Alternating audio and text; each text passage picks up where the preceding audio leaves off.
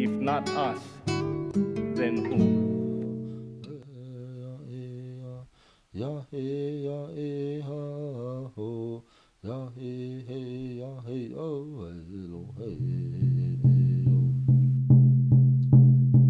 It's David and Goliath in North Dakota. The Sioux tribe tries to stop a huge oil pipeline as they claim it will desecrate sacred land. Protest in North Dakota against a major oil pipeline continues to grow. Over 100 Native American tribes have joined the fight against the project, saying that it threatens one tribe's water supply. We have people of all faiths and of all races here standing up against corporate America to tell them that enough is enough and that our water comes before money. Well, in recent months, the repression against the water protectors and journalists covering the movement has continued to intensify.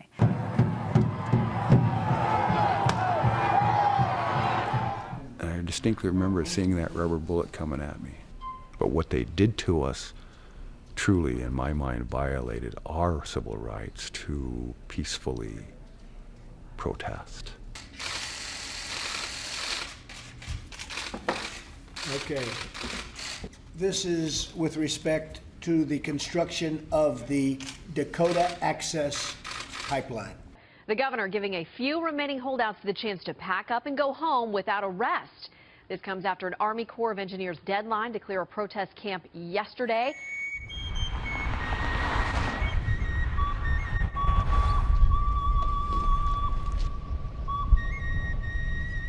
The thing that we don't agree with this pipeline is this is going to transport 500,000 barrels a day, and there's absolutely no benefit to our tribe.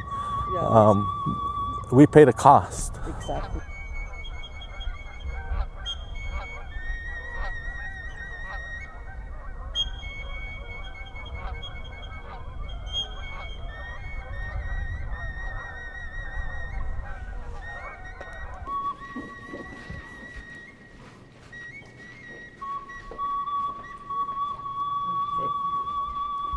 We get invited by the government to go to a country to visit and to look at the human rights situation of indigenous peoples, particularly for my mandate as the UN Special Rapporteur on the Rights of Indigenous Peoples. The issue of the tribes not being consulted whenever any government project comes to their community is really an issue that has been there since colonization up to the present. So my sense is that it will be beyond the pipeline.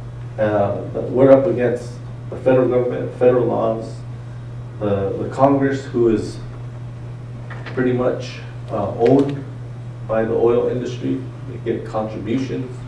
So the lawmakers are creating laws to enable development, especially with the oil industry. The executive order by President's office is illegal. No president can overrule the federal regulatory process. It's not an issue of just Standing Rock. It's an issue of humanity. But this is my tribal identification card. Yeah. And it says Standing Rock Sioux tribe, tribal membership identification card. But those 4 words don't accurately reflect who I am. Yeah. That's who the United States government says that I am. Yeah. Those first 3 numbers on my enrollment number, that's a POW camp that I come from. POW camp 302. Okay. Okay. Then the rest of those numbers are my pedigree. And the only pedigree that the United States government keeps track of, horses, dogs, and Indians. Yeah, really. So if you think about that. Pedigrees of Indians? Yeah. Because of this blood quantum. Blood quantum, it's pedigree. Yeah. So this doesn't accurately reflect who I am. And unfortunately, it seems like it's the existing legal framework that has put us at odds. Because the Corps of Engineers is going to tell you that they did everything right. North Dakota SHPO is going to tell you that they did everything right. And of course, we're going to tell you that we did everything right.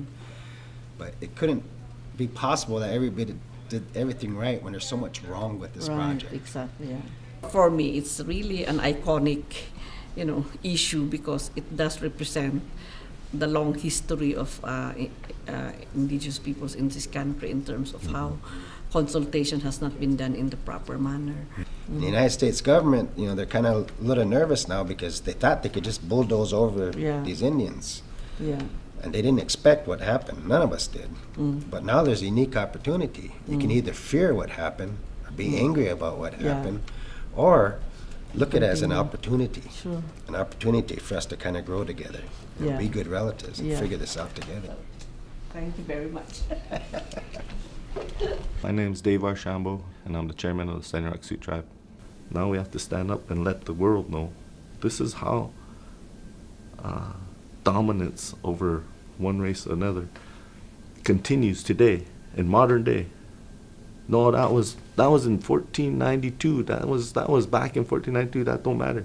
Our laws and our court systems are founded on that, and they reflect on that today. So it's time.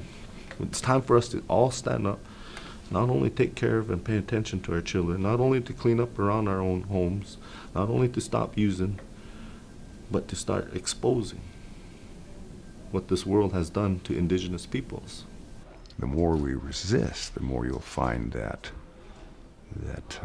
there are more arrests of indigenous populations, because they're coming to the last little bit of resources that we have left. And if we lose those, then we have no homeland.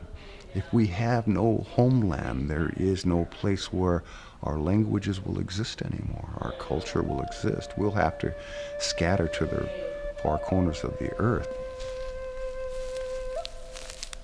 No, everything uses the river, not just us, so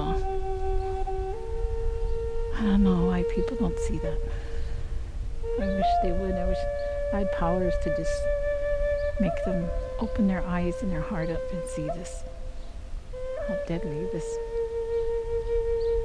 pipe is.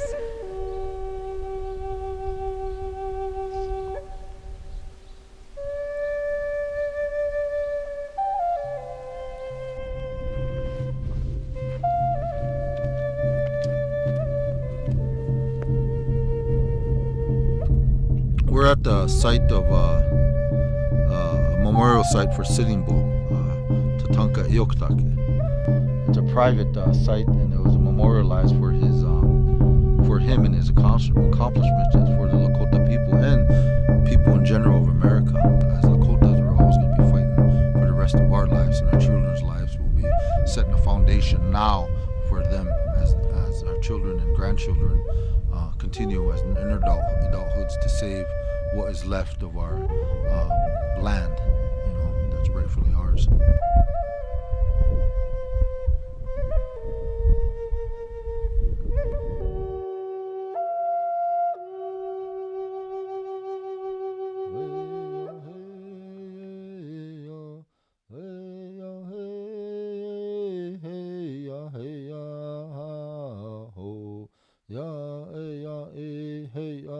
Hey oh hey oh hey ya hey yo hey ya hey hey ya ooh hey lo hey